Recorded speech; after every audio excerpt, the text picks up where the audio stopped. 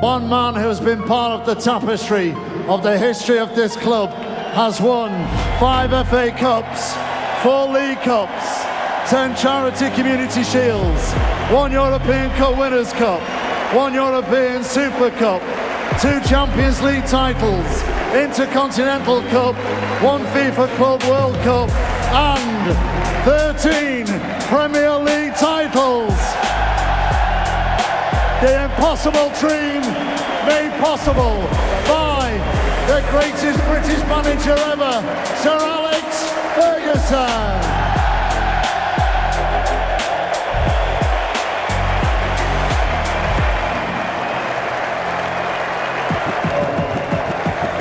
I've absolutely no script in my mind. I'm just going to ramble on and hope I get to the core of what this football club has meant to me. But, first of all, it's a thank you to Manchester United, not just the directors, not just the medical staff, the coaching staff, the players, the supporters, it's all of you. You have been the most fantastic experience of my life. Thank you. Old Trafford, let's hear it for Sir Alex Ferguson.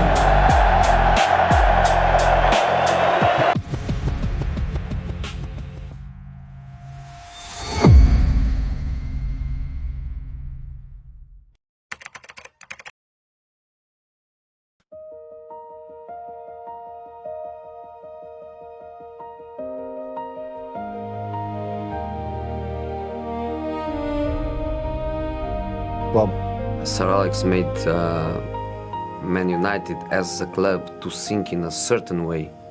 I think he modeled the club around his view, around his personality. I think Man United will be always influenced by what he did as a manager in the club. The club was made at his image.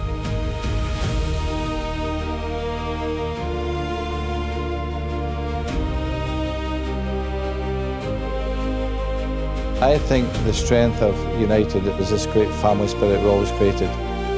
And people who thrive and be recognised. You don't mean the star player? You're talking about the people around the club? Yeah, they're no problem. I mean, players that you're with them all the time. That's the difference. As a manager of Manchester United, you can easily walk by someone. A girl come out of the office and not recognise them. I wouldn't do that.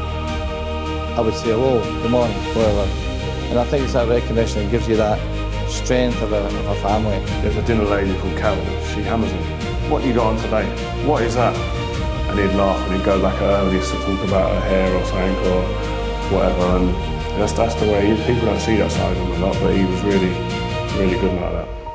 He had this unbelievable ability of remembering everyone's name. Obviously he knows Kath on reception and the laundry girls and the chefs and the cleaners. You've got 65, 70 players. You've got to remember all the names. Plus the schoolboys, that's another 30 or 40. He knew all the names because he took an interest in what they were doing and how they were progressing. He was the top man, and if he's doing it, then everyone else should be doing it as well. Everyone loved him there in the club. He invited everyone to come for a lunch, for a cup of tea. English cup of tea. So it was a family. It was a family with him. And leaders often forget that, right? That it's just as much about the ladies doing the laundry and making sure that they're happy as it is about making sure that Cristiano Ronaldo is having a great day. Your lesson, if you were back in that classroom, is those little things matter details. just as much as the big things. Yeah, absolutely. Details. Yeah. All points to the top of the mountain. Yeah. Oh, points to the top of the mountain. Everything contributes. Yeah, absolutely. Just like talking to the laundry girls or the canteen staff. Yeah. Everything makes a difference. They all matter. Imagine with 18 years old, you arrive from Sporting, you play with the stars, with Giggsy, Scholes, Roy Keane, Solskjaer. I was a little bit nervous, but he helped me a lot by the communication. He called me sometimes to his office with the translator there, but it doesn't matter. The important thing is to tell me things to help me to grow up like a person, like a player, and since day one, everything that he told me, he did. So I appreciate a lot. I'm always say that for me it's like a father for me in football. So I have to appreciate everything he did for me, for my family, especially for the club. That he did amazing job. I think everyone knew it, his role in a team, in a staff, the coaches, and this is why we won I don't know how many titles, and it's because of that, these elements that the Sir Alex Ferguson mentioned before, that the people trust in our group, in his communication, and he was there to lead the team and help us, the best possibilities to win the games. So I remember very well that it was the key for the success of the Manchester United.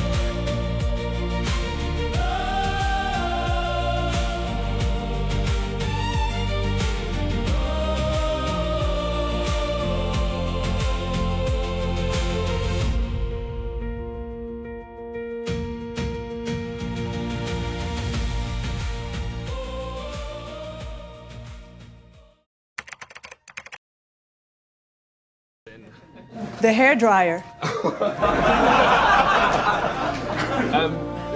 The hairdryer obviously is a myth.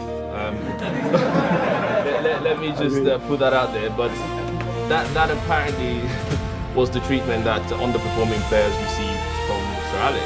And basically he's standing in close proximity and he's shouting so hard that your hair goes like this. Shout at you and physically blow you out of the room. Let me show you a little video. Oh dear. Do you know what's coming? No.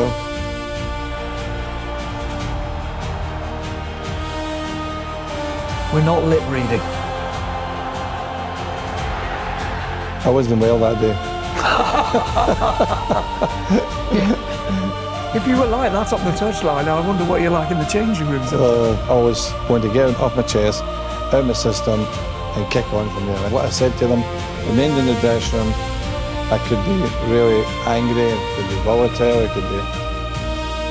But it was over. The players knew that. I never brought up again. I never held a grudge, ever in my life. And when you heard it was called the hairdryer, did you think... I didn't like it at the time. Yeah. Honestly, I was a bit annoyed, but now you have to you can smile. place in the comedy part, We played Benfica away, got beat. We didn't play well, and he was shouting at me, and I thought I was one of our best players on the day. And I was thinking, what are you shouting at? So I started going back at him, shouting back. And the problem is, which I failed to learn quickly, is that the more you shout at him, the louder he gets, and the more aggressive he gets, and the closer he gets to you. He had that skill of, have you got to put your arm around someone, or have you got to lose your temper to get the best out of them?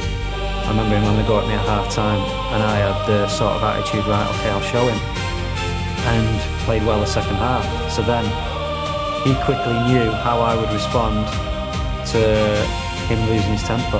That followed me for the next 20 years, so it was a big mistake early on.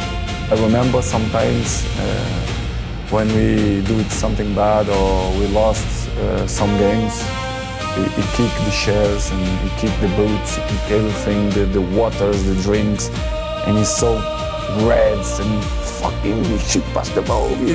It's unbelievable, but it was good because we learned.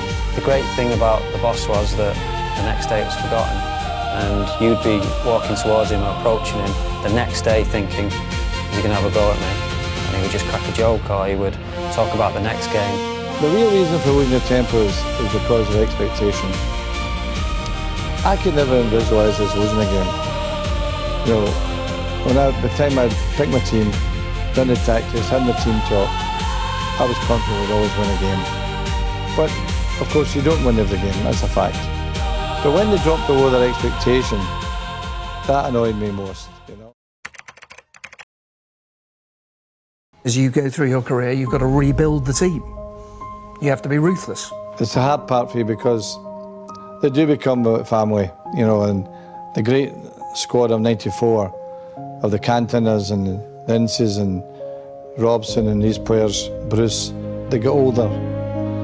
And the horrible thing is, the evidence is on the football field. The scenario with Roy Keane, there was a video that he'd done for MUTV that the club didn't want to go out. The manager thought that it wasn't right, it was disrespectful, etc. to the team. The next day, told the players that Roy Keane will never come back to Man United again. He was captain of Man United. Best player probably Man United had for a long period of time. And that was for the next generation. Don't think you're ever bigger than this club, because you're not, because you will go. I've just told the captain he's never coming back again. What are you going to do now? So let's take a look at what became known as the class of '92. Okay. Look at Scholesy. I think he's just out of nursery. Well, they weren't. I mean, what ages were they there? They would be 17, their gigs would be maybe 18. And some people look at that group and say, it was a one-off. You're a very lucky man. It's not unreasonable to say that, but I have to say this. We were scouting and trialing and coaching the best in the country. I'm sure of that.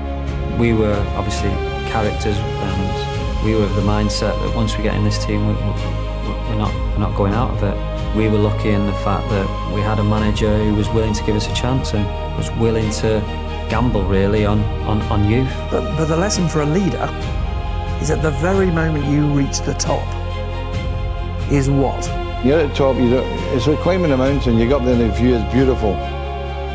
Normal circumstances you have to come down the mountain, not in football. For Manchester United you have to stay up there and look at the view. You can't come down. And of course you don't win every week, but the important thing is to be challenging every time. Now we've spent a long time analysing your leadership and the lessons for others. How would you sum it up? Well, I think consistency is, it probably sums me up. I think that in the 26 and a half years I was there, I never changed my conviction or my philosophy or my attitudes. That consistency created players who were consistent, the club were consistent, and that's what's made them the best club in the world, without question.